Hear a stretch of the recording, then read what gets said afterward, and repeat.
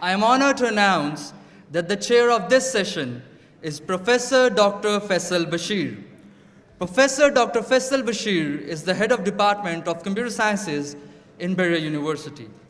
He completed his PhD from Dokos Elul University, Turkey.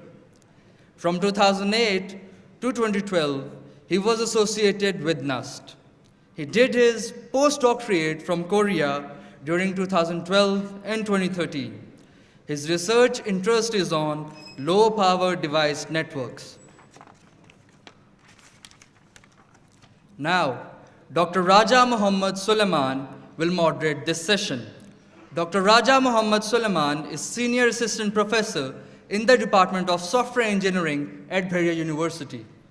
He recently completed his PhD in Artificial Intelligence from Advanced Institute of Science and Technology, Japan. He earned a master's degree in software engineering from University of Leicester, UK. Now, over to Dr. Raja Suleiman. Sir, please. Bismillah ar-Rahman ar-Rahim. Assalamu alaikum and good morning, everyone. We hope you had a wonderful and entertaining day yesterday, and today is going to be no exception. Thank you, Sharon, for the introduction. I would like to express my sincere gratitude to all the invited speakers, paper presenters, and participants for making C-Code such a success. This session will help us explore the opportunity of sharing knowledge and experiences contributed by experts and professionals from multidimensional fields. There will be 5 guests in total, and each guest will be talking for around 20 minutes with 2 or 3 odd minutes for question and answer sessions. I would request that anyone who asks a question to please introduce yourself before doing so. So, without further ado, I would like to introduce the first speaker for today's session, Dr. Marilyn Leask. Dr. Marilyn Leask is a designated professor of education at De Montfort University, UK. Professor Dr. Marilyn Leask earned her MPhil degree from Cambridge Institute of Education, UK in 1988. She completed her PhD from De Montfort University, UK in 1998. She has held chairs at University of Bedfordshire and Brunel University. This follows a career as a teacher, researcher, government policy officer, author, and series editor of the main textbooks used for secondary teacher training in the UK. So ladies and gentlemen, please welcome Professor Dr. Marilyn Leask.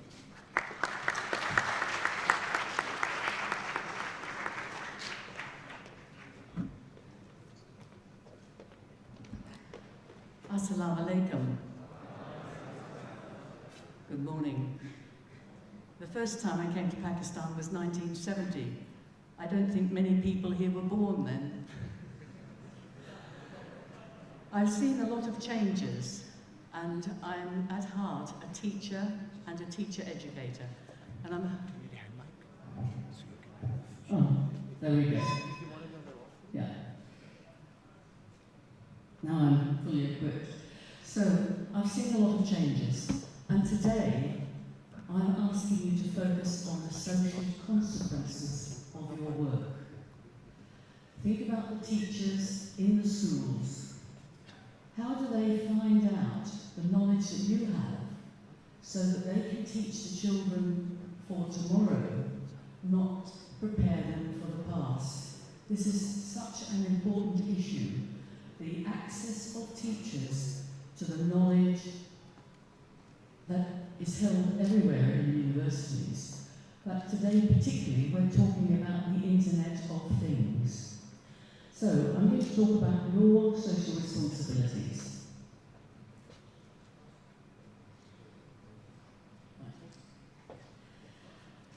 Right, lots of possibilities.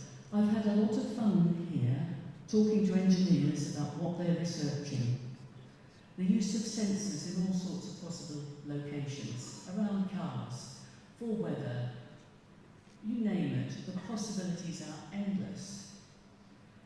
You personally are going to make choices that will affect your country's future, along with your career.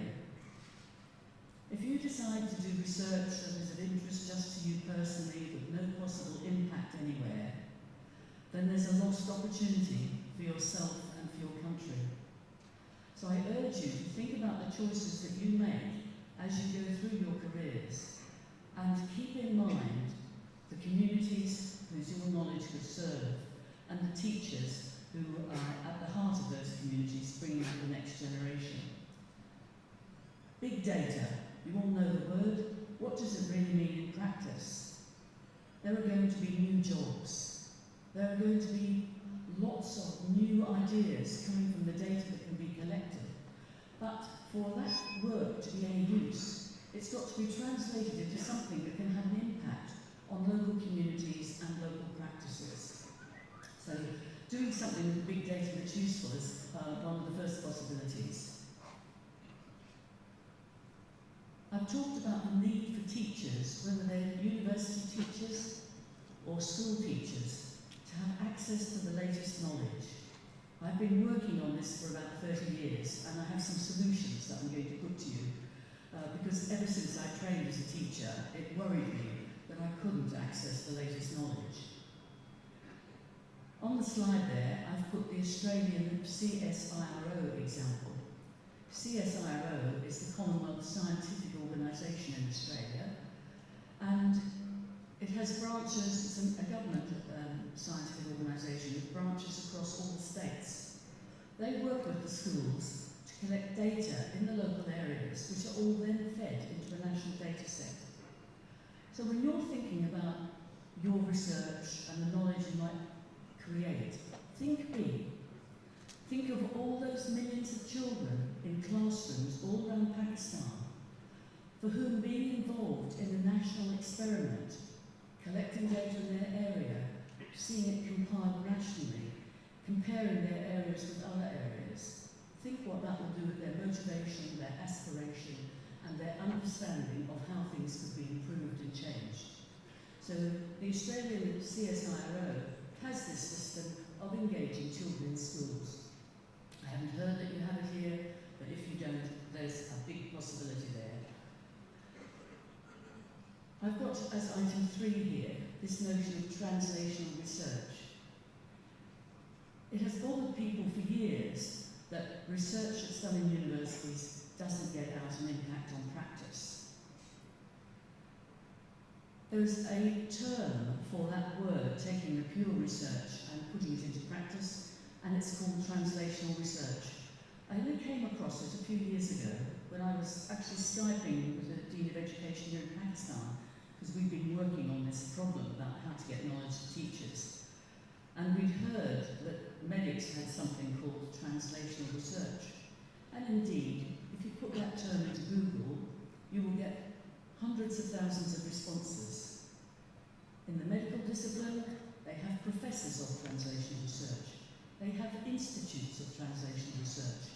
They have journals of translational research. And in the other disciplines, we are missing that focus on taking the pure research and putting it into practice. And it does require a different writing style.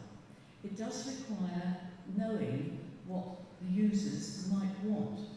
So in the experiments we've been doing with teachers and academics, we get the teachers and the academics to work together so that what the academics say is actually relevant to what the teachers have to do.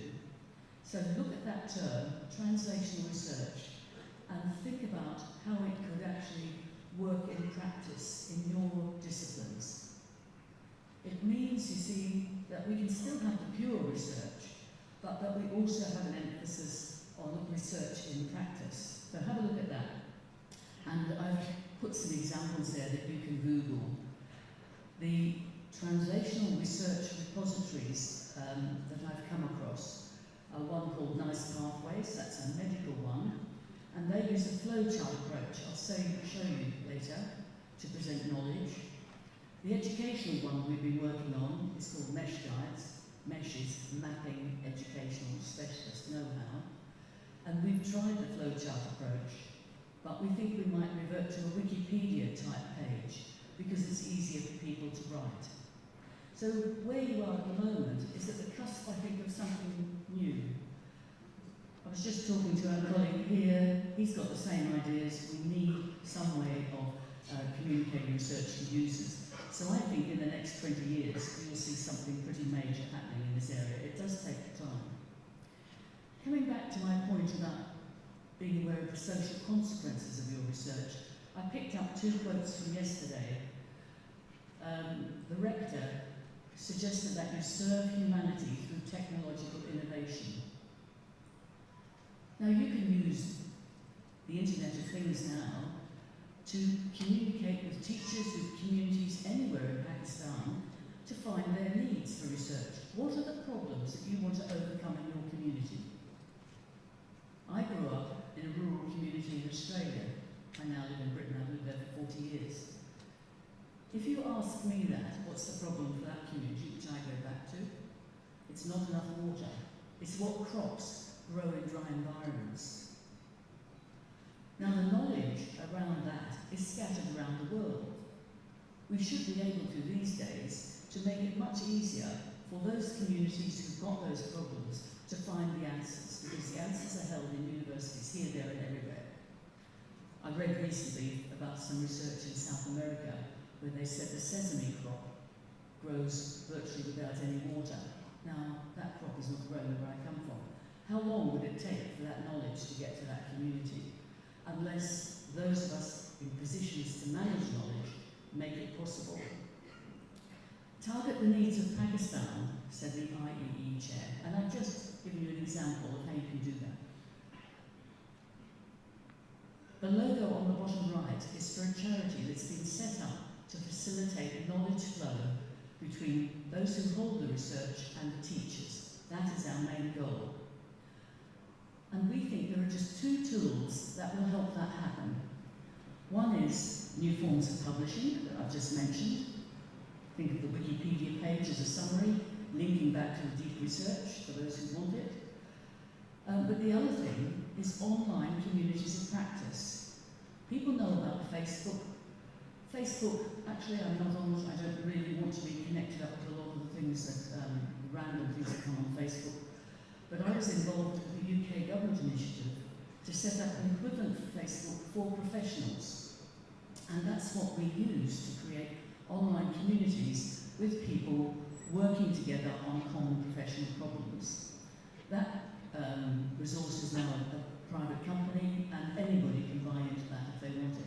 There are other commercial products as well, like Yammer and Neem and so on. But I think those 2 tools will make the biggest difference in making research useful to the communities and for you as researchers to communicate possibilities to users, but also to find what needs addressing.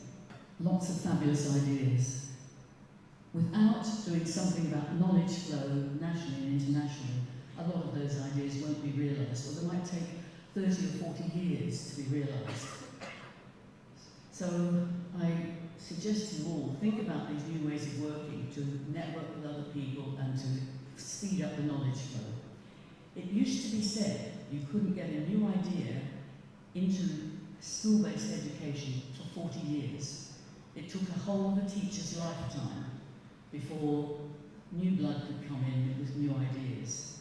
And unless we can address that problem of keeping teachers up to date, school-based education will be 40 years behind where you are now in universities. You've got choices around ethics, and I hope in the engineering courses that ethics play a strong role. If you've been following the international media these last day or 2, you will see that WikiLeaks have leaked material showing the spying that's going on with the CIA and UK spy agencies through our smartphones and televisions. I was saying to colleagues here at dinner last night, my husband knows exactly where I am because he tracks me on my smartphone. He just, I like to think he cares for me. But that's the possibility now. We can all be tracked. I didn't realise this until I came back from a long trip once and he opened the door and stepped out to greet me. And I said, how did you know I was arriving? And I'd been travelling for 10 hours. And that's when I found out he watches when my iPad's travelling. So there's going to be good uses and unacceptable uses of your work, and only a strong moral ethic on behalf of all engineers will stop the worst abuses that we can imagine. People being tracked, I mean, we know now that drones are used to target bombs on individuals. Well, who is it that holds those buttons to drop those bombs? These are huge challenges for you going forward. I probably won't be here to see what might happen. You've come across the notion of false news, alternative facts, the way the media can be used and for truth to be distorted. These are huge problems. And at the most fundamental, we must teach every person in every school and every university student critical thinking, evaluation of sources. What evidence is there? And then you must have the strength to make your own decision based on the evidence available. And you need to have the strength to ask for evidence if you're being told something. And the young people at schools need to have this as well. In the media, again, there's been talk about the American election and the vote in Britain to leave the European Union. And there's been huge concern of political manipulation through the use of data gathered on Facebook with messages targeted to particular people. The messages might be lies, who knows? This is one of the most disturbing things I think I feel every day in my life, that when I log on with my iPad and read the news, somebody is filtering that news for me. Now, they always did filter it, but in the past I felt I knew who was filtering it. It was the BBC, and the BBC were accountable to government, or it was newspapers, and they were accountable. Nowadays, the origins of news are much more hidden, and we've got to be very careful about how we might be manipulated in the future. I think we're going to need new democratic checks and balances.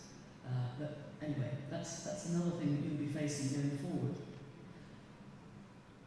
Your course design, you think of the ideas that are being presented here. How do the teachers in your universities keep their courses up to date, given the speed of discoveries? And I say the answer to that is to have some new forms of knowledge flow and knowledge management around the system internationally. Moving on, there is a huge market for the knowledge that's just in this room and being presented at this conference. 1.9 billion children, 29 million teachers. We need millions and millions more teachers. So to address the learning needs of those teachers so they can teach the children for the future, not for the past, can only be resolved through using technological means. And I heard from Kim yesterday that one of his children is working on the doctor in the pocket. Marvellous. So many people live in isolated areas with no access to medicine. Well, we need that doctor in the pocket notion for teachers in every single subject area, and not just school teachers, but university teachers. I've taught at university level. Was I an expert in every single lesson that I had at university? No, it's impossible. So the ideas about knowledge flow, research summaries, translational research will benefit teachers in schools, teachers in universities, and of course students. Here's some of the unintended consequences of the Internet of Things. So I already told you about my husband tracking me. Fortunately, I love him a lot. I find it very amusing. But we also have a robot Hoover. Now, yesterday, I can tell you what my Hoover did around my house because it comes through to my iPad. What if somebody had put a camera into that little Hoover, that little robot? I wouldn't know. So while it was hoovering my house, it might have also been taking pictures of everything in my house. I think some engineers are going to be very tempted. How useful is that knowledge to people who want to break in and take all my jewellery? I only have one gold ring. But you take the point. There is a loss of our privacy. There's a loss of us knowing what's happening. There's potential for engineers to be tempted to do things that lead to negative ends for the whole of society. You are going to need to deal with these, and every person is going to need to have their own moral code around this. I know that engineers have ethical codes, and I think they probably need to be updated. So just going through fairly quickly, there's this network that I've been working with, this charity, we've come up with 4 main changes that we think will make a big difference. There's a lot of intellectual assets that are not maximised, the value of them is not maximised. The research in PhDs, for example, is often never read by very many people, because by the time you finish the PhD, you're too exhausted to write articles and so on. Think of that loss of knowledge. Think what would happen if we could make that easily available. It would mean that our knowledge base would go forward, there'd be less going around in circles, less replication. So we've got proposals that those who fund research are held accountable for the use of the findings of that research. In the same way that they have to account for buildings and chairs and computers, they need to be accountable for the intellectual assets. Have they been used? How have they been used? What's been the value? How could the value be maximised? We've done research with educators in different countries, which shows that research done in one country, in many areas, can be easily adapted to another country. It doesn't need to be redone. Of course, you need to contextualise and test in your country, but there's a huge amount of value in the intellectual assets we have. The last 2 points that I'm just going to talk a little bit more about, and then I'll stop, give the other speakers some time. We know now from the work we've done, research commissioning has to be reformed, and the expectations of academic staff have to be reformed if we're to be better at using knowledge and getting it out to the users. So research commissioning. What we've come up with are small changes to make big gains. So the first bullet point there under the example is new forms of publication. A translation research summary. How hard is that? If I sit down with somebody who's done a PhD, if they've been a teacher, and I say to them, what do you know now that you want teachers to know? Within 2 hours, they can give me a summary, because they are the practitioner, they're the academic, and they know what knowledge they wish they'd known in the classroom. That's how easy it can be. But we need to have an international repository like Wikipedia where these things can be found. And those research summaries need to be accumulated. We don't want millions of them again. We've got lots of stuff on the internet. We need an accumulating knowledge base. We need to prioritise the synthesis of existing knowledge. In the UK, the government has an exercise every 6 or 7 years where the research in universities is looked at and assessed, and the universities get money on the result of that. And the universities have to demonstrate now that research has reach, that it has impact, that it is high quality. I was on the panel in 2008, and we made the decision that research that synthesised findings was as valuable as primary research. And that's an important factor if we're to get better at managing our knowledge. Synthesising what is known already has to be valued as much as creating new knowledge. Value for money I've touched on about repurposing and requiring charities to register the output so that they get maximum value for money. Moving on to expectations of academics.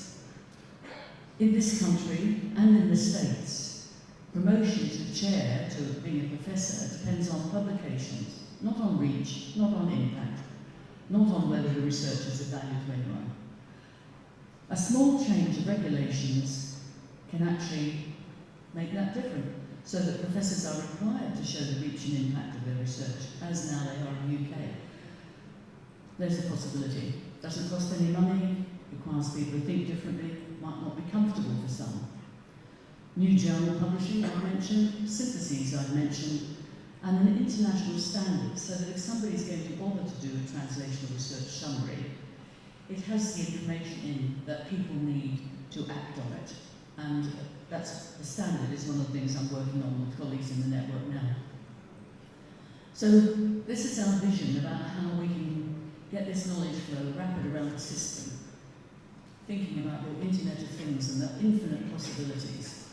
2 tools. One, networking, you working with communities of users or manufacturers online, and the other one, publishing in an international repository summaries, linked back to the deep summaries. And if you think about Wikipedia, they've done it.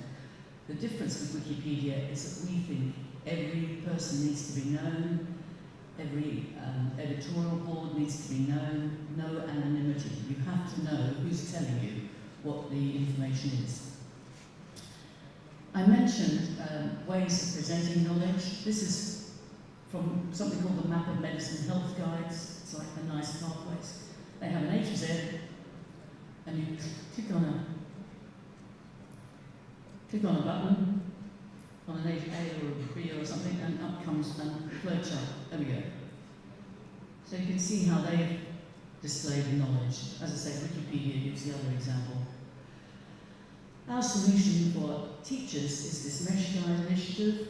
So this afternoon, I'm working with an academic here who knows about sustainable energy and how communities could have actually energy storage systems which would allow them to store electrical energy when it's not needed and to be used when there's likely to be a brownout.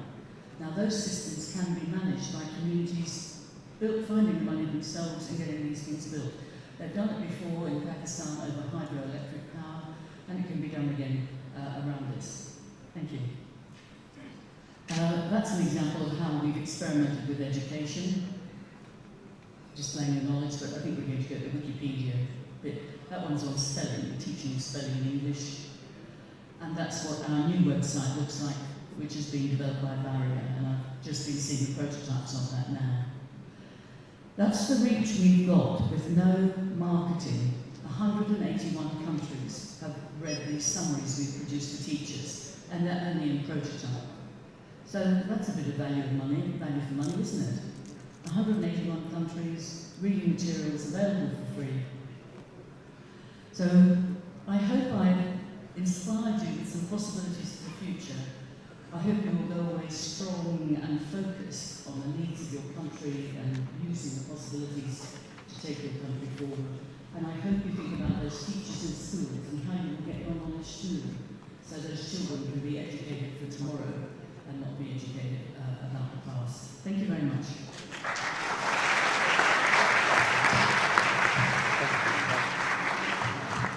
Thank you so much, ma'am.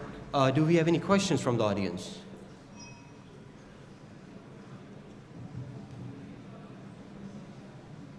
Of course, you can talk to her during the lunch break or the tea breaks.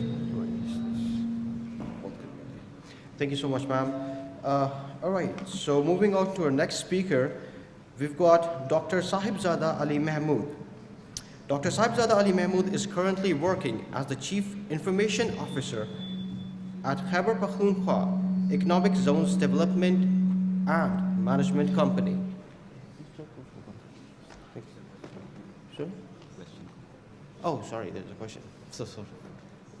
Yeah. Sorry, ma'am, there's a question. Oh, ma'am.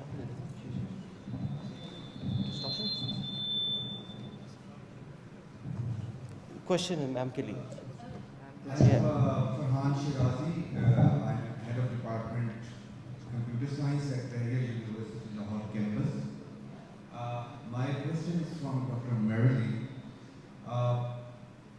Merrily, as you have discussed with us the technological innovations and things that are coming in the future and have already arrived, don't you think that we as information technologists need to do something with the techno-stress that is being produced by the adoption of technology? As pointed out by Raghunathan, techno-stress is actually hampering the adoption of technology. What mechanism we can enforce and implement for reducing the element of techno-stress? Thank you. Thank you very much. I think your question is about how we get change, as much as anything. And when I have had to implement change, I've used Roger's theory of diffusion of innovations. And most people will know about this, even if they don't know the name. They know the term early adopter and they know the term innovator. Well, that's Roger's theory, that when you bring about change, the innovators work on a problem and solve it, and then you bring on the early adopters, who are people who are respected and will take on an idea when it's well developed, and then others will follow them. And they have an early majority category and a late majority category, and then the last category of change, of people when it comes to change, he calls laggards. And I was in an international project once about the adoption of technology in schools, and we found that the laggards left that school and went to another school. So we had schools that were innovators, but the schools round about were becoming populated by those who were resistant to change. So I don't know if that's answered your question. There's obviously technical problems, but my point is, get prototypes that are so irresistible. Develop the prototypes with innovators and early adopters that are so irresistible that those who have the power to make change can't help but make change. So, okay. One question, please. I'm Professor Ahmed Bhatti, Professor of Management, Psychology and Education. You have shown a very expansive map of your region. My simple question is,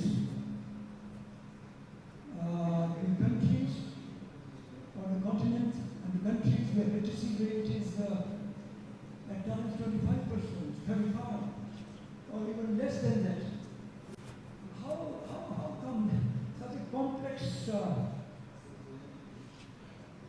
scenario of technological disciplines and sub-disciplines are spreading to the continents and the countries where the literacy rate is 25, and amongst women it's 15 or 10. I don't know how the spread we have shown can be justified. Thank you.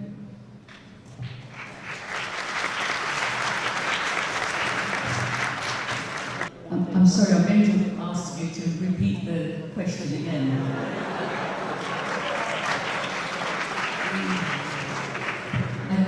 I do have fabulous hearing aids thanks to some technologists, but please repeat it. My dear students are clapping because I was a professor here, of psychology and management. Thank you very much. Yes.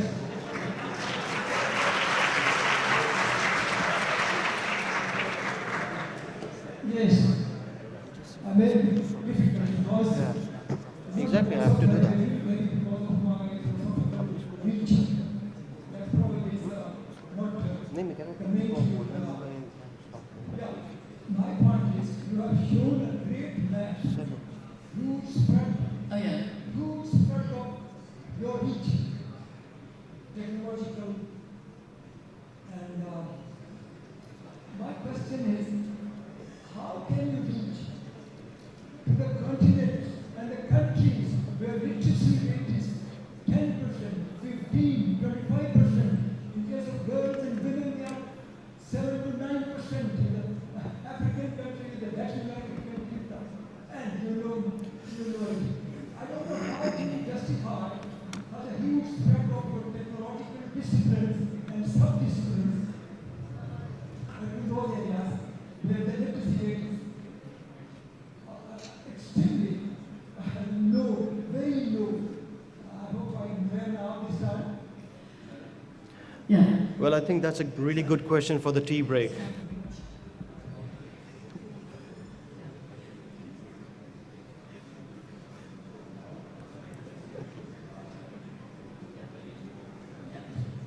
The answer to this is that we work with what we have now.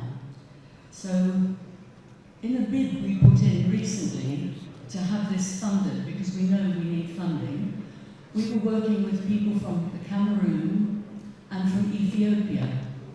In the Cameroon, the internet was turned off for the English-speaking countries, the population, just like that. In Ethiopia, it was turned off. You had to go to the UNESCO system to get it.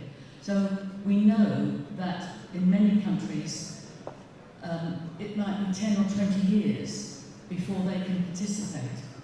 However, it will take us a long time to get to a good position. And so I'm just thinking we start now, and as things develop, and as those other countries get more access, then at least there'll be some good materials for them. But as well as that, in all those countries, there are academics who are fabulously well qualified and who have deep knowledge about solutions to problems in their own countries. So we can give them a voice beyond their own university to, indeed, countries elsewhere with similar problems. So we don't have to deal with the big problem now. Let's start with where we are, make a difference now, and gradually increase the engagement. But the mobile phone is becoming ubiquitous across Africa and so on. So I'm not worried about the fact that many countries as yet haven't got access. Because I think when there's something good to have access for, then people will drive the access. The pressure from the population will cause the governments to solve the problems. I'm a great believer in community spirit and communities coming together to solve their problems. And I think if we have resources that are irresistible for teachers, updated, that their communities will find ways of getting access to them. And one way, where there's no internet, is through a piece of equipment I've seen demonstrated called the compujector. Has anybody seen a compujector? Developed in South Africa, it's a computer and projector together, and it runs off a generator. So it's got a hard disk. So if we have this fabulous resource of teachers, you know, and I don't expect to see it in my lifetime, but I want to get the journey started, it could be put on a hard disk and taken to the schools and the areas through this compujector run by a generator. I mean, I've lived in a house where we had to get the electricity from the generator. I know how it works. I know that can be done. So, does that's it? Yeah, thank you so much. Thank you so much. Can we continue this? So the next speaker is Dr. Sahibzada Ali Mahmood, who is currently working as the Chief Information Officer at Khyber Pakhtunkhwa Economic Zones Development and Management Company. He was awarded a PhD degree under the Faculty Centering Program of HEC and associated with the Wireless Networks and Communication Center at Brunel University, West London, UK. Later, he joined the Electrical Engineering Department of UET Peshawar as an assistant professor. He has worked on various funded projects, including an EU-funded project called Magnet Beyond, and has published in excess of 70 papers in various reputed journals and conferences. So, ladies and gentlemen, please welcome Dr. Sahibzada Ali Mahmood. Bismillah ar-Rahman ar-Rahim. Assalamu alaikum to everyone, and thank you for having me here. I've been told that I have to wrap everything up in 15 minutes, so I'll try to adhere to the time constraints. Okay, so I'll start by showing you some statistics. All of this data has been taken from the website of HEC, the Higher Education Commission. So you can see that the number of scholarships awarded by the Higher Education Commission has increased substantially, as you can see in this graph. So, and that's something that's very good. But there is another aspect that we need to consider. Now, what happens is that many of the students, the good students who get awarded scholarships by HEC, when they go abroad and they get their degree, when they come back to serve in a certain academic institution, so the problem that they face is that they have a lot of ideas that they need to explore, but they don't get a lot of good PhD students, because the good PhD students, again, they get scholarships and they prefer to do their PhDs from abroad. So when they come back, they face the same situation. And I'll show you some other statistics that basically strengthen this particular theory. So you can see that the research grants from HEC, they have increased substantially also in recent years. But the problem is that whether we have been able to translate all the research work that we have been doing here in Pakistan into something meaningful, just like it was pointed out by the first speaker. So I'm going to go through some of the reasons behind that, why it has not worked out so well, and what are the challenges that we have to face over here in Pakistan. again, a very encouraging statistic. So the number of publications, obviously you can see that they have increased also.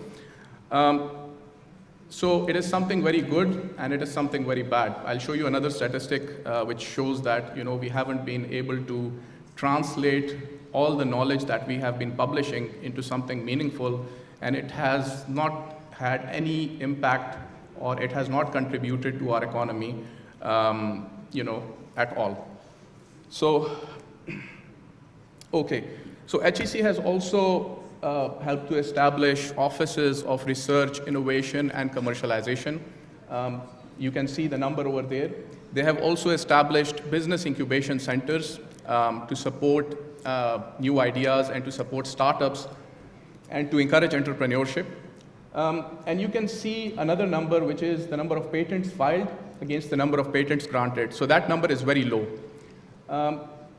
And you can see that from 2013 to 2016, the number of patents filed were 87, and the number of patents granted out of those 87 was 32. Less than 50% of the filed applications were successful. Okay, now this is something very important. If you look at the status of Pakistan according to the Global Competitive Index, if you look at the last pillar, which is the 12th pillar, which relates to innovation, out of 140 countries, Pakistan is ranked 89th, which is not very good, obviously. If you look at the quality of scientific research institutions in Pakistan, again, our ranking is not that good. And the innovation rankings based on the number of patents filed, if you look at Pakistan 10 years back, it was ranked 88. And in 2015 and 16, the ranking, it went to 109. So we haven't been doing very well in the last 10 years when it comes to innovation and filing patents. One reason behind that is we haven't been able to successfully connect academia with the industry. And there are various reasons behind that. One reason which I have experienced personally, from my personal experience, I have tried to connect the industry with the academia, because where I currently work right now, we have to interact with various different types of industries on a daily basis. So I tried to connect the two, and I found out that there was a huge mismatch in expectations from the industrialist point of view and from the point of view of faculty members that we have. So also, both of the entities, they have completely different objectives and they completely work in silos, so they don't really know, the faculty members, they don't really know what's going on in the industry, how the technology, what kind of technology is used in our industries, and how it is evolving. So they focus mostly on their research. And also, there is a lack of an effective platform to ensure convenient interaction between the two. So in order to address that, what we did was, last week we had a meeting conducted in the higher education department. The executive director of HEC was also there. So we tried to emphasize on this, on the importance of academia-industry linkages, and that event was specifically carried out to basically highlight the importance of this particular interaction. So we eventually decided that to start with, we'll develop a web-based framework in which ORICs from all the educational institutions in Khyber Pakhtunkhwa, public sector and private sector, they are going to act as focal entities, and we are also going to get members from different industrial associations. They will act as focal persons from the industry, and then they are going to start interacting. And obviously, we are going to improve that framework in the future. Okay, so now if you look at statistics from some of the academic institutions, it's not a complete list, but I've just selected a few institutions. So if you look at the ratio of PhD faculty to the overall faculty, you will see that the percentage is quite low. So we have a lot of faculty members, but the number of PhD faculty members that we have, the percentage is quite low. And like I mentioned before, what happens is that with so many different scholarships, especially foreign scholarships awarded by HEC, what happens is that when some of the students, they complete their PhD degrees, when they come back, they have a lot of ideas, but they don't get good PhD students to carry out their research. So you can see that the number of total faculty members, and the ratio of PhD produced to total faculty. Now, again, that number is quite small. We have a couple of exceptions in the case of UET Texla, where they had the total PhD faculty is 66, and they have produced 70 PhDs in their university. And also Pakistan Institute of Engineering and Applied Sciences, where the ratio is quite good. But if you look at the rest of the universities, you will see that the situation is, not that good. Okay, so we have offices for research, innovation, and commercialization established in different academic institutions.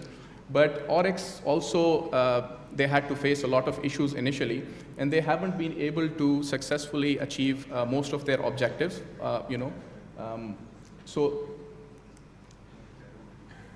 And then I showed you a statistic from HEC regarding the business incubation centers. But again, in many academic institutions, I'm not talking about all the academic institutions, but the performance of local incubators has not been, very good. Because if you try to answer these questions, then you will get to know that we are falling behind a lot of different performance metrics that we have set for the local incubators. So if you look at these questions, what is the contribution to local, regional, and national economy? How many companies, startups have we produced which are successful? The financial scale of companies that we have produced, and provision of facilities. This is very important because in a lot of incubation centers, I have worked for UET Peshawar for 5 years. They have an incubator. It has been running for 8 years, but all they do is they provide some space to startup companies. They provide them a good internet connection. They give them some subsidy, but they have no mentors. They have no training programs. They have no such facility to connect the startups to investors. So there are so many shortcomings because of which many of our incubators, they don't do really well. And the worldwide trends indicate that incubators increase the survival rate of startups by up to 60%, but for that we need to have a complete ecosystem that strengthens our incubators. So these are some of the key success factors. Okay, so we have a good selection criteria in most of our incubators. Availability of funding is usually one of the biggest issues. Quality of entrepreneurs, we have very good quality entrepreneurs, but if you don't connect them to the right investment channels, usually they get disillusioned with the whole idea and they start doing something which has a lower risk factor, and they start looking for jobs instead of being job creators. So when it comes to stakeholder support, supportive policies, and so many different important factors, unfortunately, we lack when it comes to, we have so many shortcomings when it comes to these factors. So to summarize, a complete and nurturing ecosystem does not exist in many incubators that we have here. Okay, this is something very encouraging. Recently, the National ICD R&D Fund, they have launched a program called the National Incubation Center Program. And already in Islamabad, Mobilink has been awarded this project. So you have a very good incubation center. It's called the National Incubation Center. It is completely funded by the National R&D Fund. And we also, in KP, we created a consortium, and just yesterday we basically submitted our technical and financial proposal to establish a national incubation center in Peshawar also. So we are hopeful that, if we are successful, we'll have a good incubation center in Peshawar, which addresses all these shortcomings that I just listed. Okay, I'll just show you some simple statistics from one of the top ranked incubators in the world. So it's called Set Squared. It's in the UK, and it's basically a joint venture of University of Bath, Bristol, Exeter, Southampton, and Surrey. And the high-tech startups incubated by Set Squared, you can see that in terms of gross value added to the UK economy, it is up to 11 billion pounds, right?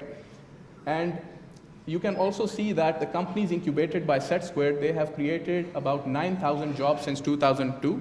And that number is expected to increase to 14,200 by 2025. And that is quite significant. This is just the performance of a single incubator in UK. There are so many other incubators like this in the UK. So this is the kind of impact that business incubators can have if we can try to build a complete ecosystem for a good incubator.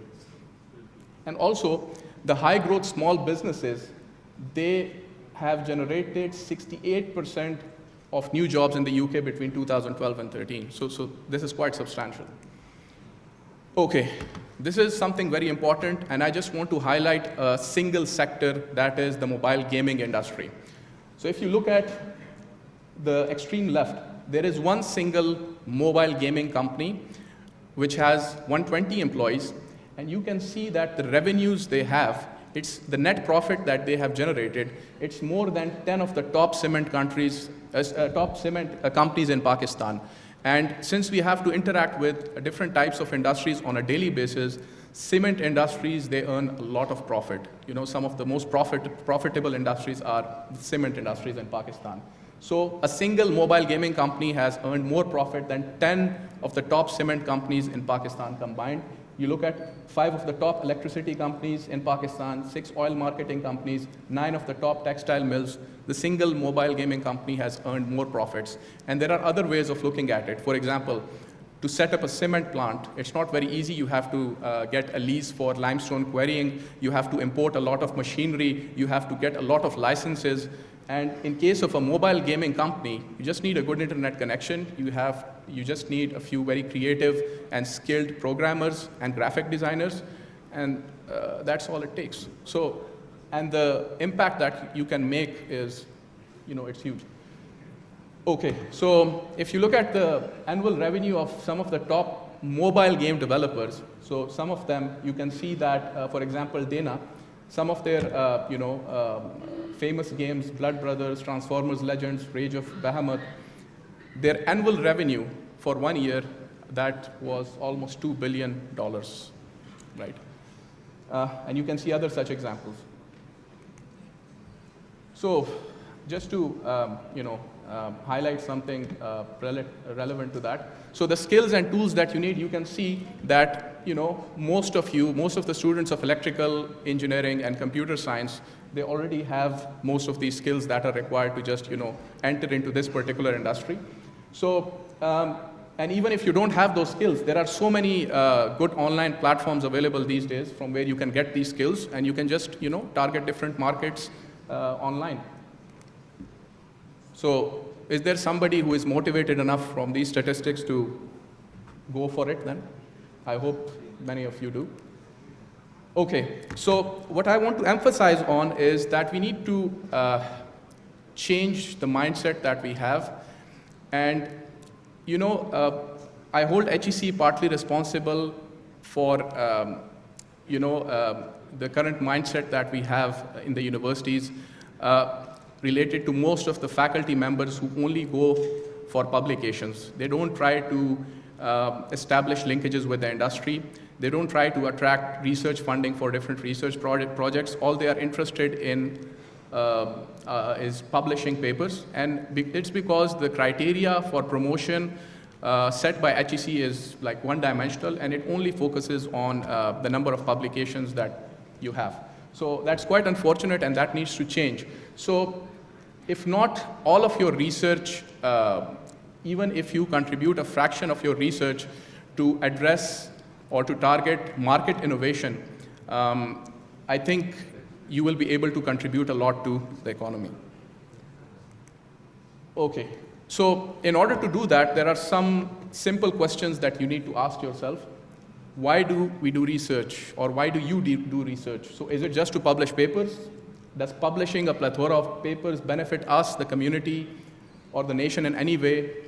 And do we actually know why we are doing research? What would be the end objective of that? And how would we translate into something meaningful? What makes our research useful? And where does innovation come from? So these are some of the simple questions that we need to ask ourselves to determine that where do we want to take our research? Is it just to publish papers at the end of the day, or to make some good use out of our research? So I'll give you a simple example. For example, technology is very good, but we need to be very careful while using technology, because there might be certain negative aspects of using technology. So, for example, one aspect to look at when you look at the developing countries and you look at the standard of living. So one parameter that gives you an idea about how high the standard of living in a country is by looking at the per capita carbon dioxide emissions, for example. So in developed countries where the standard of living is quite high, the per capita carbon dioxide emissions are going to be high also. If you look at the same parameter for developing countries, it's going to be quite low. So imagine that if all the people in China, all the people in India, and all the people in Pakistan, they start to have the same standard of living as middle-class Americans, for example. So just imagine the volume or the number of people, because the population of China, the population of India, and the population of Pakistan, that would mean that the number of per capita carbon dioxide emissions are going to increase substantially, and that is going to have a disastrous impact on our planet in terms of greenhouse gas emissions. So we need to be very careful when using technology, adopting technology, and we need to use it very responsibly. So, okay, I'll just quickly go through some of the aspects that I need to highlight very quickly. So, one of the problems that we have is, especially in public sector universities, is there is a mismatch in expectations from the administration, on part of the administration and faculty members. So that doesn't usually work out very well. And also, the resources that are required to carry out good research, they are usually not available. Things are improving gradually, but still, there is a lot that we need to do. So capacity building is required. Also, the problem is that many of us, we don't like to work in a team, even though we can achieve so much more if we work in a team while doing research. So if you work in a team while doing research, you can expect much more.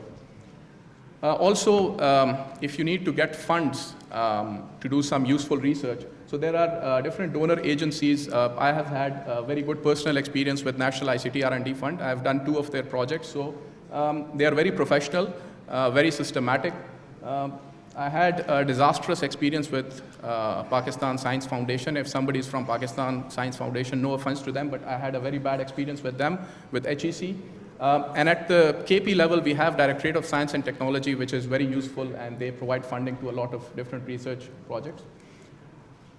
Okay, so if you want to basically translate your research into something meaningful, you need to first of all identify the right market for your product that you want to basically develop on the basis of your research.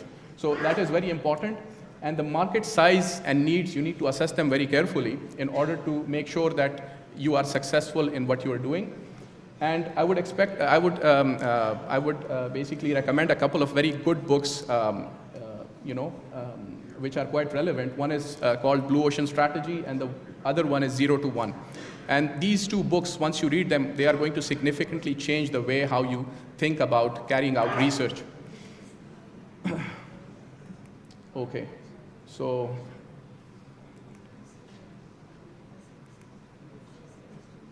some of the important things. So the way forward is that if you think that if you're not going to do something, nobody else is going to do that, that is completely wrong. So if you're not going to do something very useful, somebody else is going to do that and benefit from it. And I know there is a lot of risk associated with thinking about research in the way that I'm trying to explain, that going for a certain product or a certain service, translating your research into something, a commercially viable product, for example, and targeting the market. There is a lot of risk involved in that. But still, if you hold back, somebody else obviously is going to do that, maybe in Pakistan or somewhere else, and they're going to benefit from an idea that you had in the first place. So the most important question that you need to ask yourself is, what is the most important thing that no one else is doing? So if you do something which nobody else is doing, obviously that will have a lot of value. Okay, I'll just quickly go through some of the events that are happening in KP and some of the projects that we have initiated. I'm also a board member of KP IT board, so we have initiated some different projects. This is going to be held in May 2017, Digital Youth Summit. And there are going to be more than 100 invited speakers. We are basically getting funding from the World Bank for this event. And the last event that was held in Peshawar, the Digital Youth Summit 2015, we had more than 5,000 participants, and we had about 50 speakers from abroad, invited speakers. So I would encourage everybody to attend this event. It's going to be quite big this time. So we have started another program which is called the Early Age Programming in KP. So we are using the curriculum from MIT Scratch and code.org. They already have a very good curriculum for children aged 8 years and above. So we are using their curriculum in some of the government schools in KP, basically to encourage children to learn programming from an early age. This is also a project that we are currently pursuing. It's the KP Technology City. It's going to be on 125 acres, and we are already in touch with the Chinese to take this project forward. And we have proposed to place it under the CPEC portfolio of projects. This is another initiative that we have taken. It's the Youth Employment Program, under which we are training 2,100 students to become freelancers. So, and this is something that we are going to announce in the Digital Youth Summit in May. So it's the Digital Strategy for KP, and it consists of 4 components: digital access, digital governance, digital economy, and digital skills. And these are some of the projects that we are pursuing. So we are currently rehabilitating the existing industrial zones in KP, and we are developing 17 new state-of-the-art industrial zones. And we also have proposed 3 225 megawatt gas turbine combined cycle power projects. We have proposed them to be placed under the CPEC portfolio of projects. So I just want to read this out to end my presentation. I just want to read this. I know it's a bit long, but I just want to read it as it is, verbatim. So a certain percentage, guided by personal ambition, make the effort of thought and will which is necessary to place themselves among the more fortunate members of the community, but very few among these are seriously concerned to secure for all the advantages which they seek for themselves. It is only a few rare and exceptional men who have that kind of love toward mankind at large that make them unable to endure patiently the general mass of evil and suffering, regardless of any relation it may have to their own lives. These few, driven by sympathetic pain, will seek first in thought and then in action for some way of escape, some new system of society by which life may become richer, more full of joy, and less full of preventable evils than it is at present. So this is something I took from a very good book from Bertrand Russell, and I'll encourage all of you to read it. It will seriously change the way you think about life. And if it doesn't do that, you need some serious introspection then. So thank you for having me here. I think...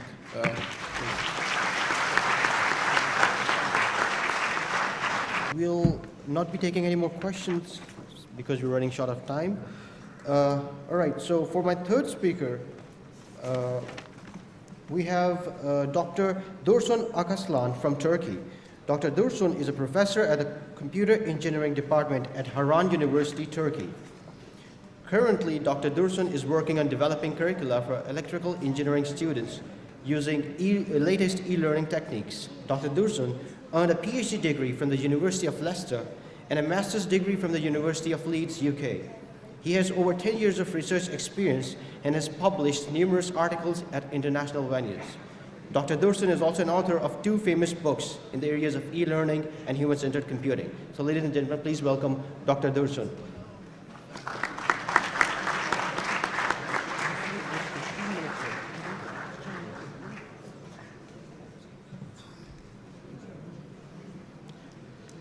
Bismillahirrahmanirrahim.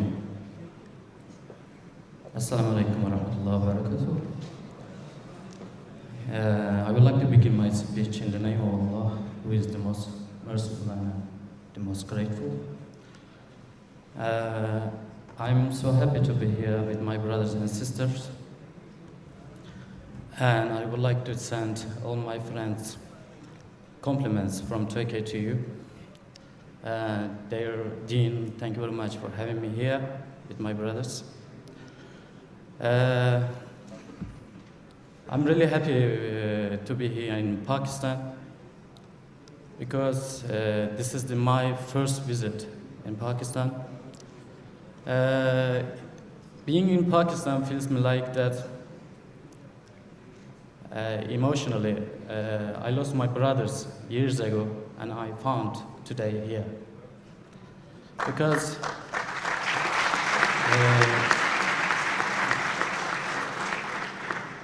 for Turkish people, Pakistan is very important, and we love you so much. And may Allah bless you, Pakistan and Turkey, and inshallah, we will be together forever. I had many good experience in Pakistan, really different experience. Inshallah, tomorrow I will be in Turkey. If my friend asks me, how was your journey in Pakistan? I'm going to say, of course, great. Because I had many different things, especially yesterday in gala nights. I had lunch while I was standing. This is a new thing for me. Because I expect I am going to sit on the table and I eat something, but I was standing. Also yesterday, on the first day, the guy who recited the Quran also was standing. Because it is very difficult to stand and recite the Quran because you need to take deep breath. You can say easily, Bismillahir Rahmanir Rahim, but when you talk about tajweed, you have to say, take a deep breath and you say, Bismillahir Rahmanir Rahim. And you have to take the breath, it's not easy. Anyway, I'm talking about Internet of Things, not different, because it's topic, but my topic will be so technical. This is the earth people live in, with their friends, their brothers, their families. However, today, we are not alone because the number of things connected to internet is surrounding us. When you look at the things, the number of connected to internet is higher than the people living on Earth in 2008. Yesterday, some speaker also emphasized this. And the number of things connected to internet will be higher than the people in 2015. And it's projected the number of things will be maybe 10 per person. And these things is getting more and more. And it feels like that our world is occupied by the things connected to internet. Because this thing produces generating continuous data. The question is, can we use this data to convert in information and then knowledge? Simply, Internet of Things is just all different physical devices connected to internet, but the key topic is we can control, because the sensor and actuator is available on the internet, we can access.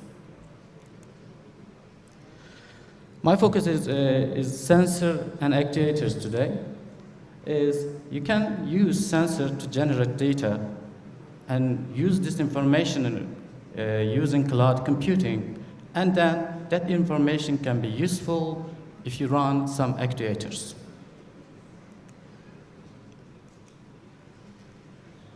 There are many sensors around us, for example, temperature, distance, light, voltage, and many more.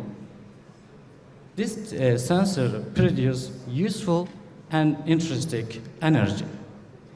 And we can use sensors to convert this energy into useful signals, electric signals. After that, these signals can be converted to useful intrinsic energy, like LCD, servo, and stepper motors. You can use these things. Let me give an example. For example, LCD camera sensor, when light goes in and becomes an electric signal, and then you can use signal actuator to change the intensity of your phone. This is the way we are working. To make sure you understand what's going on in Internet of Things, let me give an example on Google Map. Have you used Google Map? How many people are using? Oh, many. Good. Is there laser here? Which one? Sorry? Laser. Here. Okay. This is the.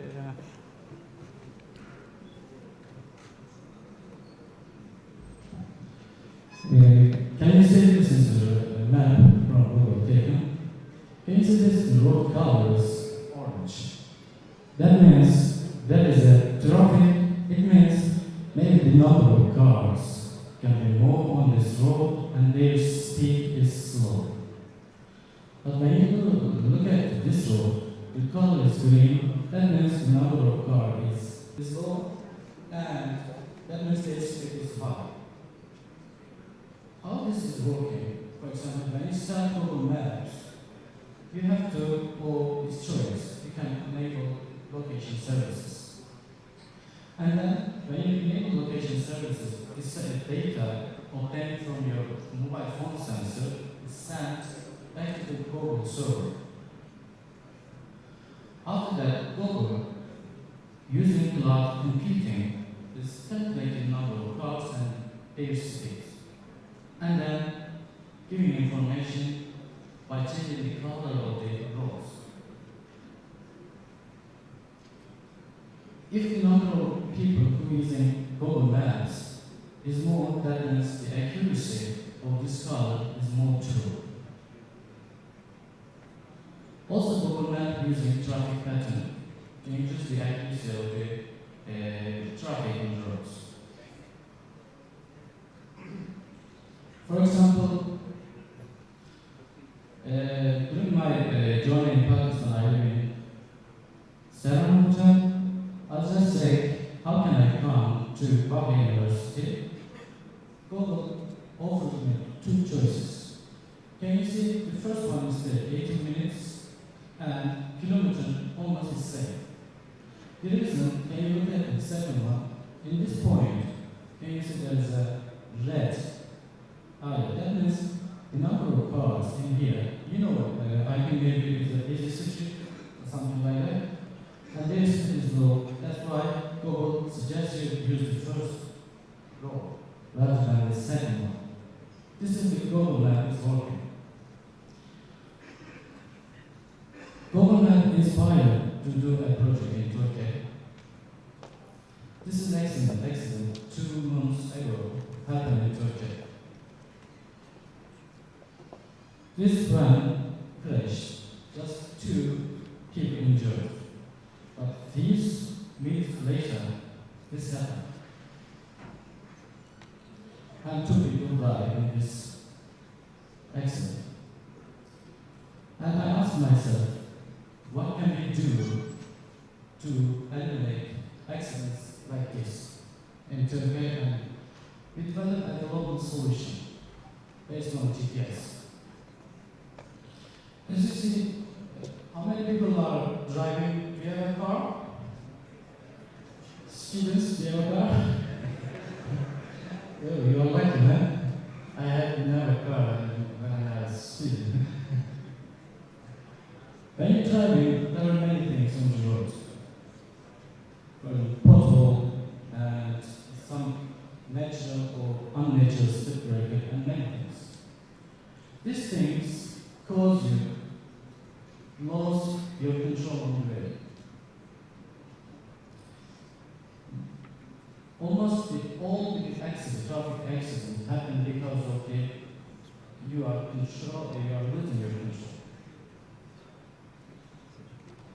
And the Minister of Transportation in Turkey and any countries use this traffic sign to help people to drive safe.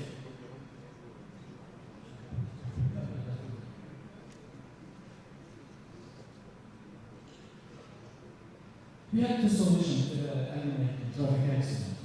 Two different solutions. I know some students like software, but some students prefer hardware. I can see over this. How many students from electrical engineering have you used Arduino? I hope you will use more after this session. Have you used Android programming? iOS? Okay, good. At least you understand. Let's look at the first one. I believe many people here and in any country in the world has smartphone because of Samsung and Apple. And these phones have many sensors, but the most important one is position. This is also important because you can get the position of your cars on the roads, and you can measure your speed while you are driving.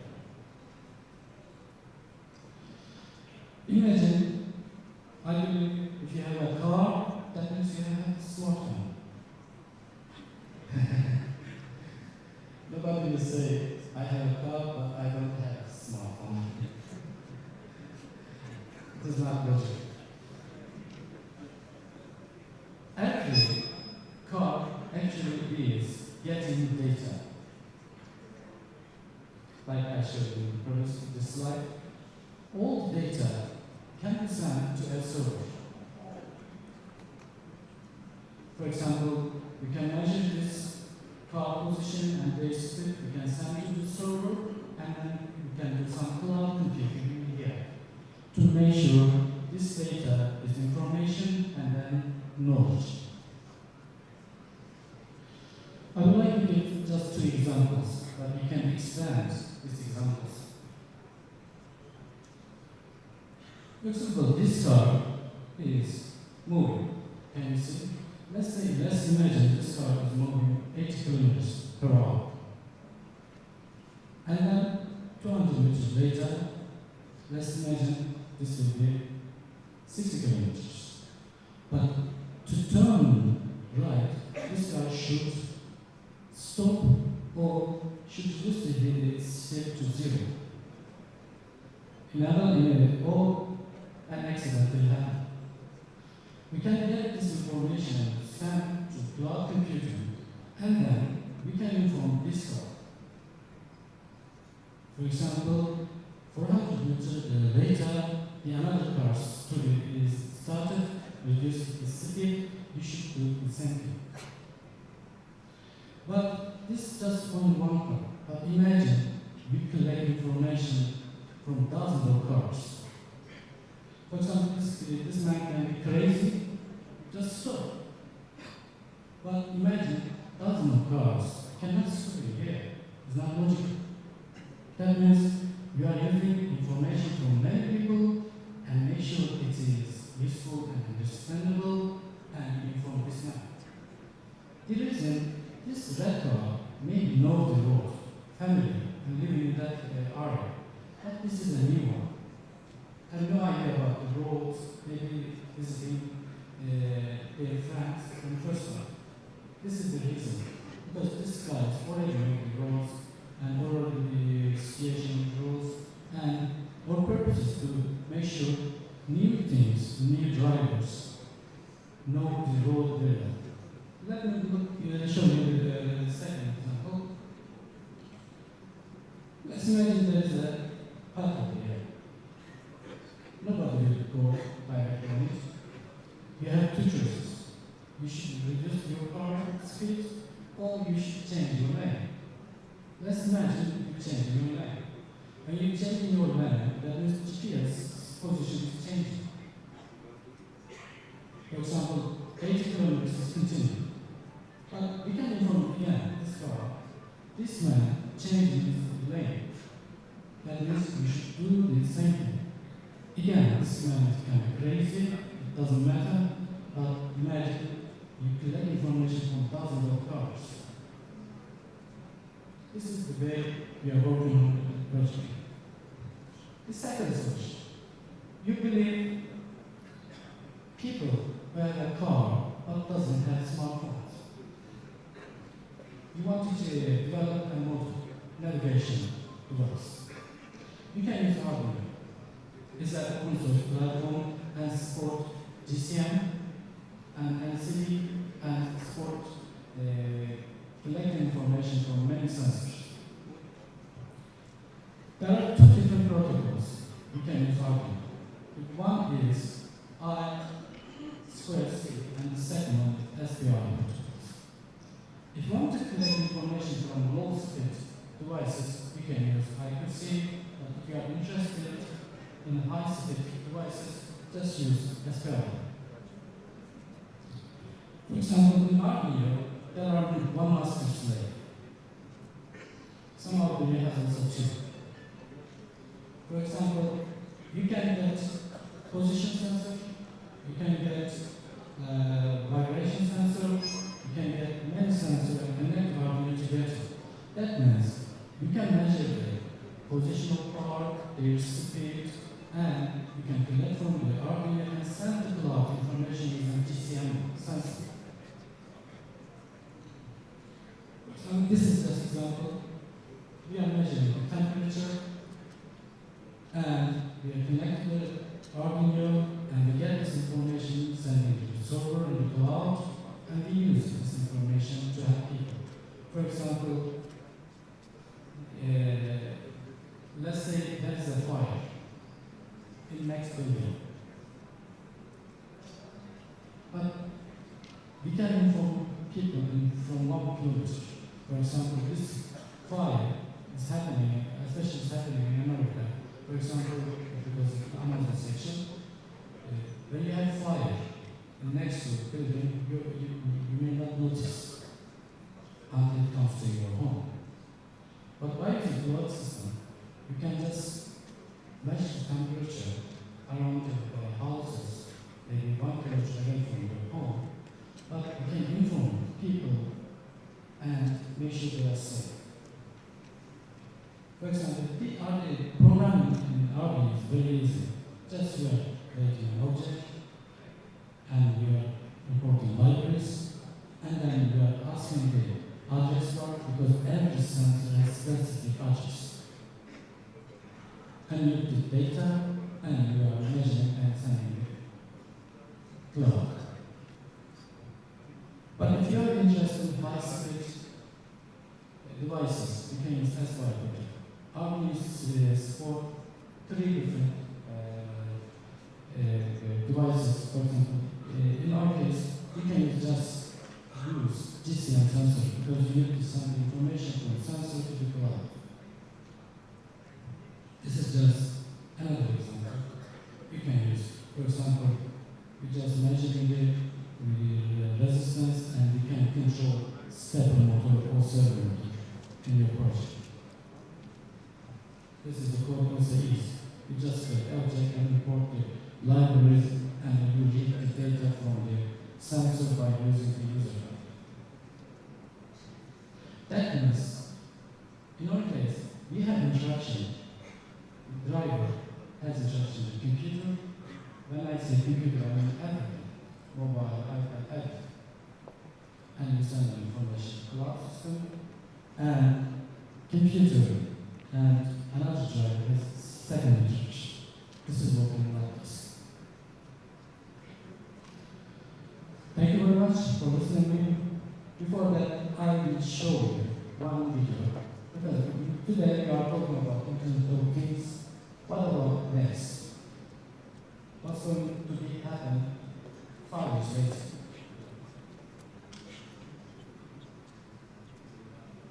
Can you run it, please? Thank you very much.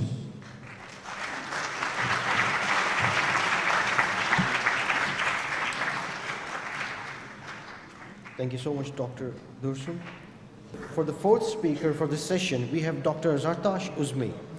Dr. Zartash is an Associate Professor of Electrical Engineering and Computer Science in the Syed Babar Ali School of Science and Engineering at Lums, Pakistan.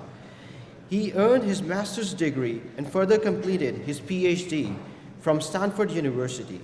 Previously, he has held positions at Nokia Research Center, Bell Labs, and Max Planck Institute for Software Systems. His recent research interests include scheduling efficiency in data center networks and internet censorship. So I would like to request Dr. Zartash to please come and share his valuable knowledge.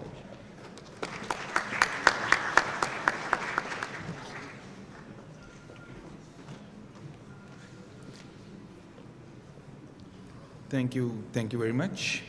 Yeah, I'm going to talk about internet censorship research, which is one area that my group covers at LUMS. So why study internet censorship? No.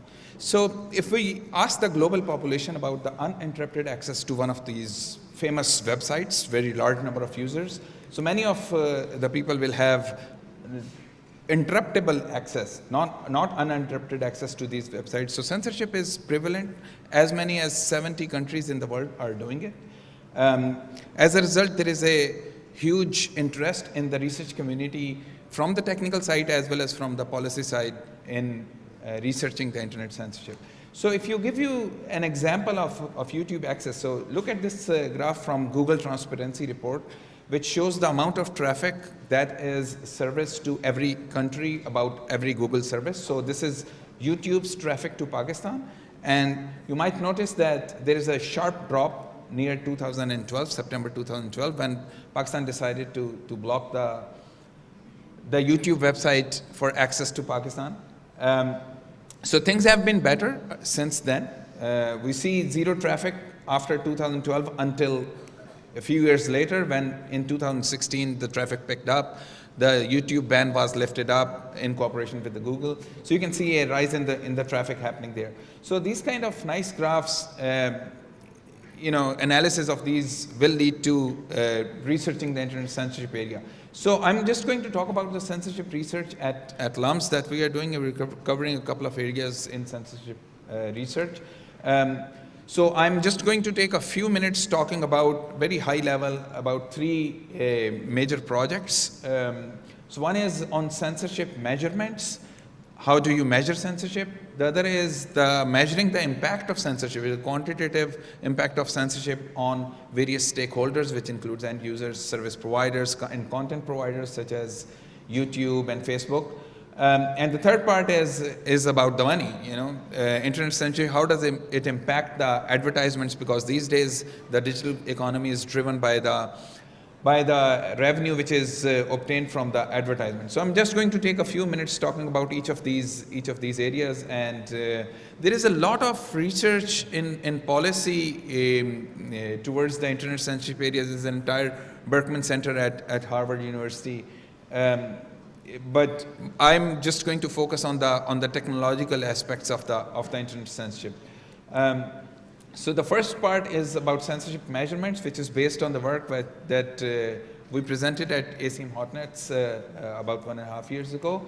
And this was in collaboration with a couple of our students. One of them is at USC, the other at CMU, and my colleague Ahsan.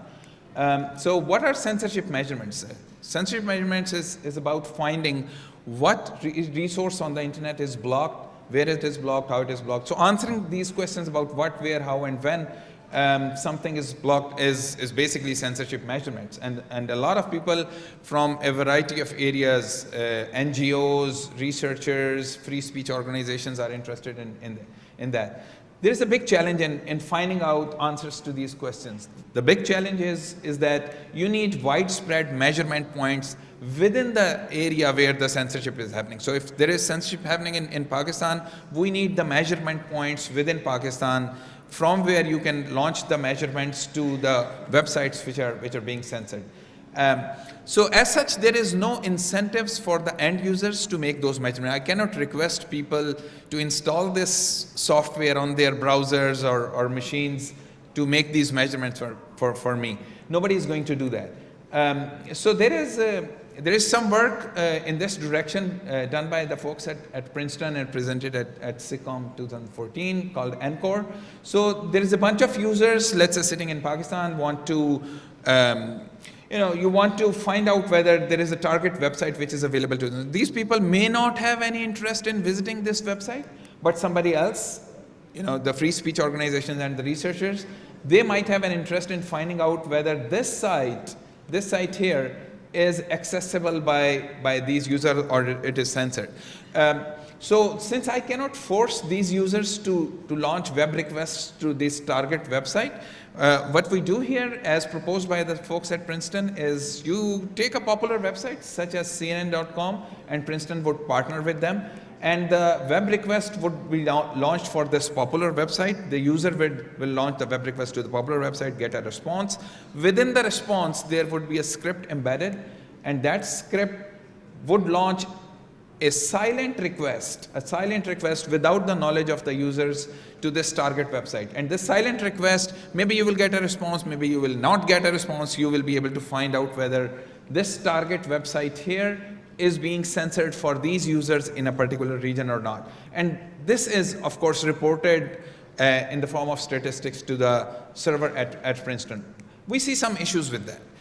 So what are the issues in this? So, a couple of issues that we can identify is that there is this target website list. You need to maintain this list of target websites.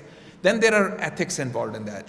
There are people who are accessing this website. They are thinking that they are accessing CNN.com, this popular website, but underneath, without their knowledge, they are being redirected to this target website, localpolitics.pk, for example. So there is an ethics question involved in that. If we address the ethics, we ask the users for the consent, then there is a lack of incentives for the users to visit this target website. We also work in this area and about aligning incentives. So on one end, you have these consumers. When there is censorship happening, these consumers would want to access the blocked websites in a region using some circumvention system.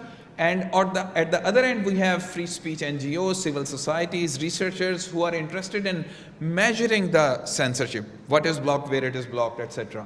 So these two are independent systems. What we propose is that we combine these two systems in a single software system which offers circumvention as well as measurements. We call it Seesaw, which balances these two aspects of internet censorship research. So the Seesaw feedback cycle works as follows, that you have this circumvention which is offered as an incentive to the end users who can crowdsource and measure internet censorship, can help with the measurement. So we will install a browser plugin. We have this system in place, is being used for making measurements. The added benefit of this system is that this makes the circumvention data-driven and adaptive. So you can choose the circumvention techniques which is best suited for users in a particular region. So how much benefit can you get from a system like this? Can you address some of the shortcomings of the circumvention systems or the censorship measurement systems? So we did a case study for a couple of service providers in Lahore and in Karachi. One was blocking YouTube over HTTP, the other was blocking YouTube on HTTP as well as HTTPS. One sample result from this case study is that we fetched the front page of YouTube with 200 runs, HTTPS did the unblock, and for this one particular service provider, I'm comparing the result of using the Seesaw, which will use the HTTPS. So this is showing the CDF of the page load times to the end users. So we might notice that all the page load times that we notice resulting from by using a Tor browser, a proxy Tor, are higher. These page load times are higher. So when you use HTTPS, which is obviously chosen by the Seesaw system, you observe much quicker page load times. And it is well-known fact that page load times directly impact the user interest and the revenue of the content provider. So summary is that of this work is that there is a widespread vantage points which are needed for making censorship measurements, which is a challenge. But if you can overcome that challenge, you can get rich measurements, and this censorship performance measurement performance can be increased by providing circumvention as an incentive to the end users. Okay. This takes me to the second part of the presentation, which is the impact of censorship. This work was presented at ACM IMC in November 2015, and this is work in collaboration with a couple of students at Cambridge and Berkeley. Vern Paxson was a professor at Berkeley, and Ali Khyam is a friend, was at Plum Grid, now at VMware. So if we look at the state of censorship in Pakistan, it has been intermittent. In November 2011, government of Pakistan ordered to block thousands of pornographic websites in Pakistan as a result of publishing a Fox News article. And later, a video which was questionable religiously sensitive video which appeared on YouTube. As a result of that, the PTA ordered all the service providers in Pakistan to block YouTube access within Pakistan in September 2012. So this work quantitatively measures the impact of censorship on various stakeholders, which includes end user, service provider, and content providers. There are other stakeholders, but we did not consider the impact on those. The big challenge in this is that in order to make a quantitative measurement, what is the impact of censorship, you need data before censorship happened and after censorship happened. So one censorship event, when it happens, how do you get the data before that? There is no way to get the data before that. Fortunately, we were lucky to have been capturing data on a service provider, thanks to them, before the events happened, for some other purposes. So we had these 6 traces dating back to October 2011. So we had 2 traces before the pornographic sites in Pakistan were ordered to be blocked, somewhere in 2012, and then before YouTube was blocked, there were 4 traces that we had available. Don't ask me why we were able to measure the traffic on the day that the YouTube was ordered to block. This was just a pure coincidence, but we got lucky there. Okay. So huge amount of data, did a lot of analysis on that, and the impact on end users, I'm just going to summarize results here. We noticed that for residential users, there was a pornographic blocking happened somewhere here, and these are the 4 traces we are showing. And this blue bar here, this shows that there is a decrease in the pornographic traffic access, about 50%. For small office, home office users, this reduction in the access to pornographic websites was even larger, 1/3 to the levels before. Video traffic after the YouTube was blocked reduced to only 12% of what it used to be. And 1 year later, it reduced to 5% of what it used to be. So there was a drastic increase that we also observed in SSL traffic, the secure traffic, because people started using secure proxies through which they would access YouTube in Pakistan.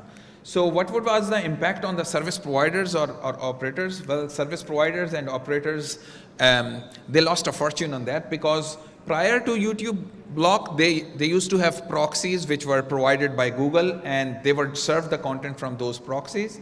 After the YouTube block happened in September 2012, video traffic was significantly reduced, but all of it was coming not through the proxies, but through the upstream service providers, to which all the downstream service providers would have to pay significant amount of money. So there was a huge economical impact of that. What was the impact on the content providers, who lost the eyeballs and who thrived? So before the YouTube block happened, somewhere after the 4 traces, so YouTube block happened on this 5th trace here. Before this happened, YouTube pretty much carried all the video traffic inside Pakistan. So this is like close to 95 to 99% of the traffic, of video traffic coming into Pakistan was YouTube traffic. After the YouTube block happened, the other video service providers such as Dailymotion and Tune.pk, they picked up the slack. And they became the major service providers of video traffic coming inside Pakistan. So this analysis was done until 2013. YouTube block was lifted last year in 2016. We do not have analysis for that as yet. Embedded video traffic was also increased for the other service providers of video. What was the impact on ad targeting? So people started using proxy relays, and by using proxy relays, instead of looking at ads that you would see as locally relevant, so Pak Donor, which is a locally relevant ad, people sitting in Pakistan, they started seeing ads which were coming from Europe, because the proxy was located in Europe. So this was a huge impact on the advertisement behavior And this leads me to the third part of the talk, with the third project that we are doing at LUMS, and this is based on the work which is ongoing since last year. Has impact on the economy and the dollars.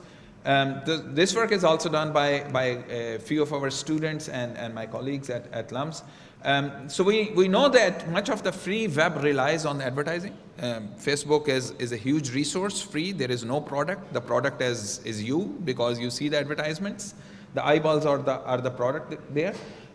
So US internet advertising revenue is huge, several tens of billions of dollars in 2015, and increasing every year, eating up into the television revenues. Yeah. So internet advertising ecosystem consists of end users, advertisers, and publishers. The publishers sell the ad inventory, ad space. So these guys are the popular websites, ESPN, CNN, Cricinfo, etc. And then advertisers, they buy the inventory space through ad networks, old school methodology, and new way of doing that is through ad exchanges and the real-time bidding.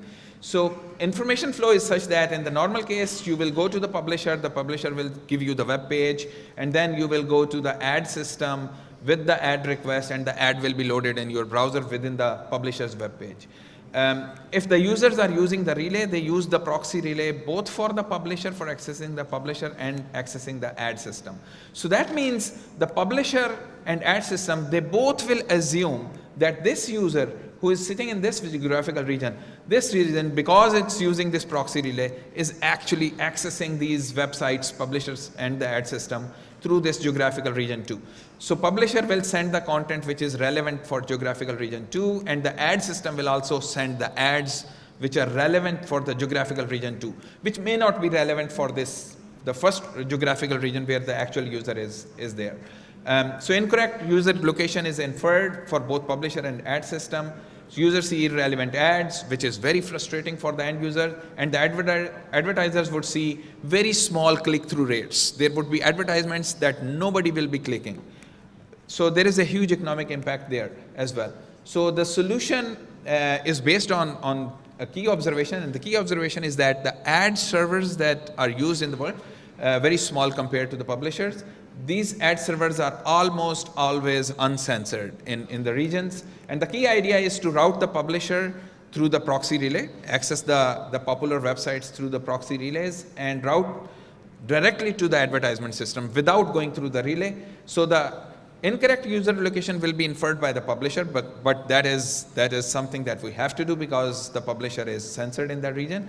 But we can infer the correct user location in the ad system, and then we can expect to see more relevant ad, which is still not 100%, but still more relevant.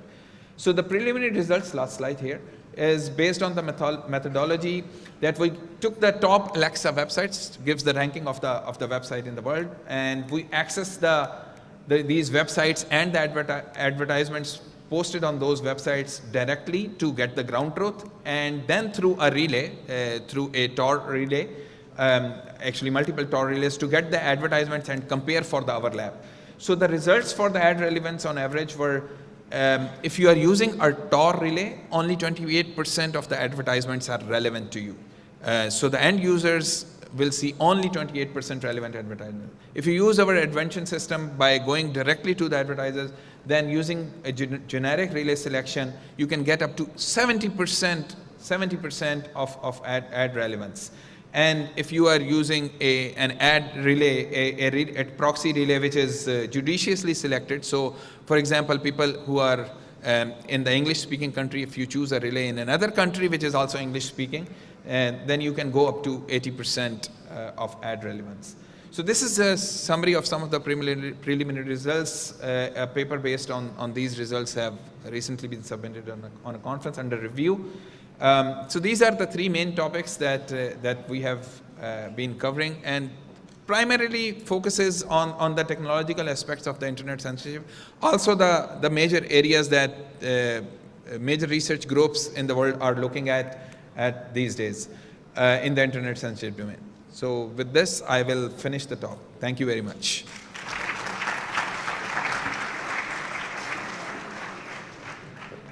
Thank you so much, Dr. Zartash Usmi. So for the last speaker, we have Dr. Shahid Khattak, who is designated as a professor in Comsat's Institute of Information and Technology, Ahmedabad. He completed his master's in electrical engineering from Purdue University, USA in 1997. He completed his PhD from Technische Universität, Dresden, Germany in 2008. Dr. Shahid Khattak has also written a book called Space Cooperation Strategies for Multi-User Detection for Interference-Limited Cellular Systems. So please welcome Dr. Shahid Khattak. Thank you very much. Yesterday, during the cultural show, I received the telephone call from my wife twice. So perhaps I was also being tracked.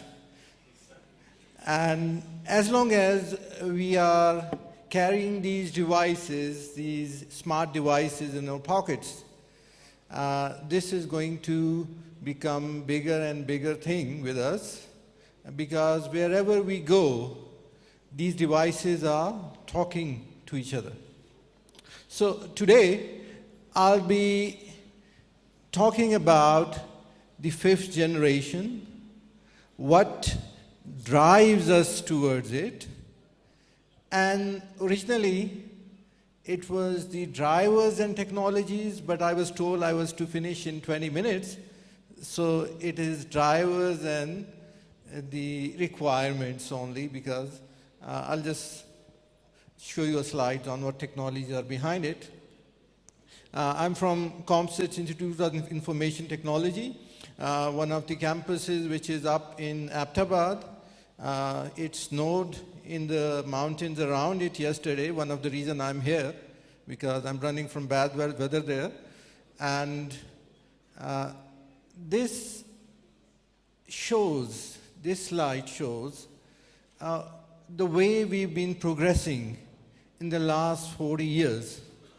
The first generation, analog, to the second generation, which was digital, voice-centric.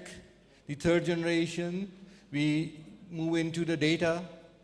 And then the fourth generation, when the capacity, the hunger for more data increases and we want more of everything. So if you look at the mobiles, this is what we had in 1981, a big block of thing with the battery which came with a briefcase. Then in second generation, GPS. Third generation, we get smarter with the data rate of around 2 megabits per second. Then the fourth generation, which has already been implemented, and we're looking at something around 100 megabits per second. So why do we need the 5th generation? We are already not talking to each other in the family. We're playing with the devices all the time. So what drives us toward this new direction? So this is what is actually asked of 5th generation to give us. 10,000 times more traffic, 10 to 100 times more devices, a very small latency of around less than 1 millisecond, a battery life for machine-to-machine devices of more than around 10 years, low energy. As far as the user data rates are concerned, we're talking about 10 gigabits peak data rate and 100 megabits per second wherever you are. So this says what is foreseen as our requirement when we move to 5G. And the question is, do we need it? And what application would drive us towards that? So in next few minutes, I'll try to answer these. So I'll try to stick with time, so 10, 15 minutes, not more than that, and then I'll show you a small video just to wake you up toward the end. This is the smartphone penetration in the last few years, 2011 to 16. And if you look at this curve, 27% of your data was as a result of smartphone in 2011, and in 2016, it has grown to 73%. Now, if you look at the breakup of that, video and audio makes about 40% of that. Social networking is around 20%. The communication has gone down to 16 to 20%, and then 20 to 24% for other application. 90% of video traffic is driven by entertainment, 43 mobile internet, and so on. So we see that things are evolving as we move on. 5 years back, the video content was not that dominant. Now it is beginning to dominate. So what is going to be the key ingredient which drives this fifth generation? And that is the Internet of Things. Devices which gives the physical access to the digital processors. So in the physical world in which we live, the Internet of Things give access to the digital processing that is there, which is a scary concept, that because through these devices they can control the environment around us. So this will be prevalent by 2020. We'll be looking at smart utility grids, detection sensor everywhere, and it is going to grow at a much faster rate. Now in 2015 we had around 6.4 billion devices. By 2020, 21 billion such devices, and they are going to go to around 100 billion in 2025. And average person in UK, I'm not sure about Pakistan, will be carrying 21, around on average 21 of these smart devices on himself. So 21 different devices which will be monitoring every aspect of his life. Very scary, but this is going to happen and will depend on them. And the Internet of Things will come through, it will be there in smart cities. We'll have smart hospitals there. We have intelligent medical devices there. Resources will be tracked intelligently. We'll have smart highways, smart factories. So all these are going to contribute a lot to the traffic that was going to take place. And the devices that will be talking to each other can be broadly categorized into two basic parts, the massive MTCs and then the critical MTCs. The massive ones are those which would be very large in number, and they will be low-cost devices, massive number of them, long battery life and things like that, sensors everywhere, and would be used for gathering data from different points. Then we have critical devices where the latency is an essential requirement. The latency has to be very, very low, such as processing control within the industry, control of smart grid, communication between the vehicles themselves, where a split-second delay or a millisecond delay can cause an accident or save from an accident. So these are the two diverse and conflicting requirements that we are going to have in these devices. So I'm going to go through each one of these things which are going to be requiring us to change the way our current network of mobile computing needs to evolve to support them. So we have, say, smart grid. If we talk about the smart grid, in that case, we are talking about trying to control and detect the fault in a high voltage transmission line. And any split-second delay in that will cause the entire system to go down, electrical system. So the latency requirement for smart grid is beyond the current wireless network.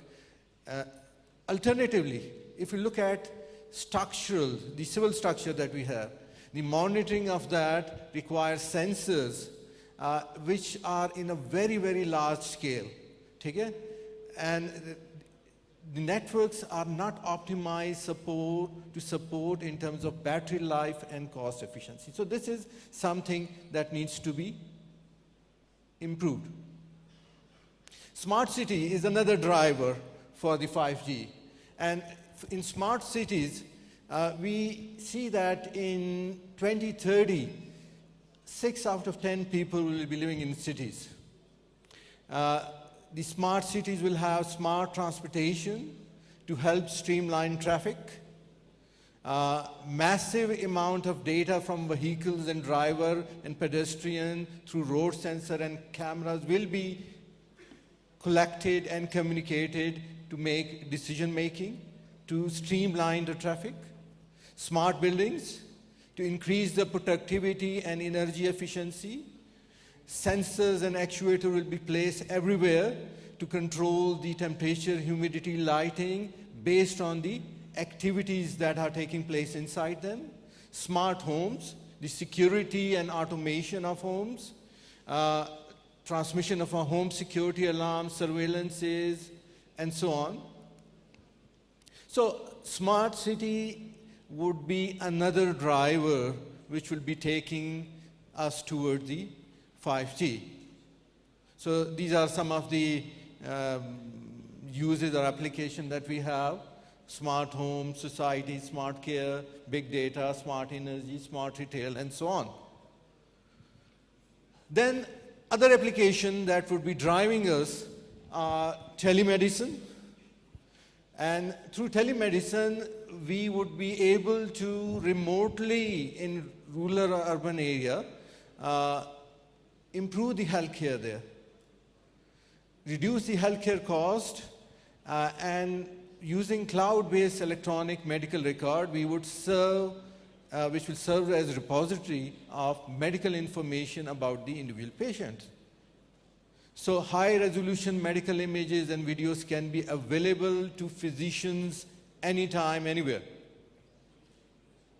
Bioconnectivity is another driver, which is continuous and automatic medical telemetry, temperature, blood pressure, and so on, through wearable sensor. We are already seeing that. So all these applications are going to be there. These watches are already around. We have tablets which can be used with some front end to gather the ECG data or similar data or EMG data from patient in remote area and passed on to the physicians. Then looking at advanced driver assistance systems. We have infotainment within the vehicles where the passengers are able to use high data rates for different kinds of entertainments that they can have within the vehicle themselves. And then we have the vehicle themselves, which will be using the data. Maps, traffic data, high-resolution pictures, pre-crash sensing and mitigation, cooperative vehicles. So all these are going to be there, and they are going to require a lot of data. Again, the requirements are different for infotainment. Latency is not such a big issue, but in case of vehicle where the accident can happen, the latency requirements are there. So 1.3 million people killed in road accident every year, and the Tesla's autonomous vehicle, it had only one accident in 1 million kilometers or something. So the performance was much better than the human drivers. Then again, the biggest contributor would be extreme videos, virtual reality, gaming applications. Again, the to the amount of data that is streamed and the quality of data using HD resolution or 3D videos is again going to contribute a lot to the data rate. So these are going to be more and more common in future, and many people would be using them. An explosive increase in machine-to-machine services. Again, by 2025, we are expecting to have around 100 billion of these devices, and they will be concentrating using high-definition videos, and so the number is going to increase, and the quality and the quantity of data is going to explode as well. So this is another contributor. Public safety, high-resolution security, drone robot-based surveillance, wireless sensor and tracking devices, these all are going substantially. The public switch telephone network is going, the circuit switching is going to end in US by 2020, so everything is going to change. So this is the driver. These were some of the drivers which the 5G is going to address when it comes, or when it is developed. So the requirement again, massive system capacity, very high data rate, low latency, ultra high reliability for critical services, and very low device costs and energy consumption. Energy efficient networks. So we see, we have 3 different brands of applications, users that are there. We have enhanced mobile broadband, which has high peak data rate, good user experience, good spectrum efficiency.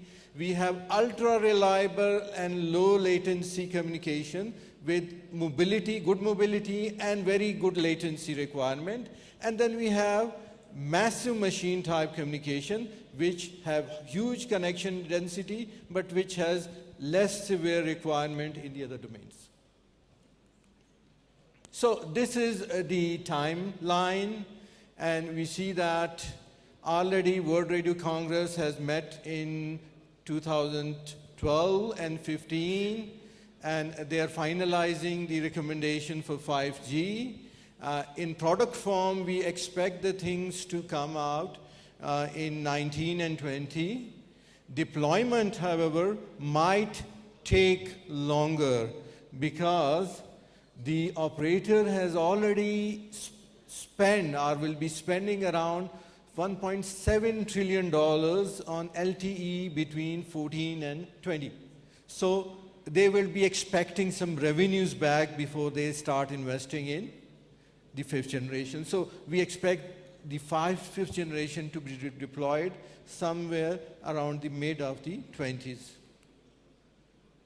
So now, since I'm out of time, there was a video which I'm not going to show, and I'll go to the last slide. And this is about the technologies that would be required to enable us to have those massive bandwidth and to have latency, low latencies. So increased bandwidth, channel-dependent scheduling, self-organized network, cognitive radio, hybrid ARQ, link adaptation, coordinated multi-points, and reduced latency will enable us to have a gigabit experience. So thank you very much.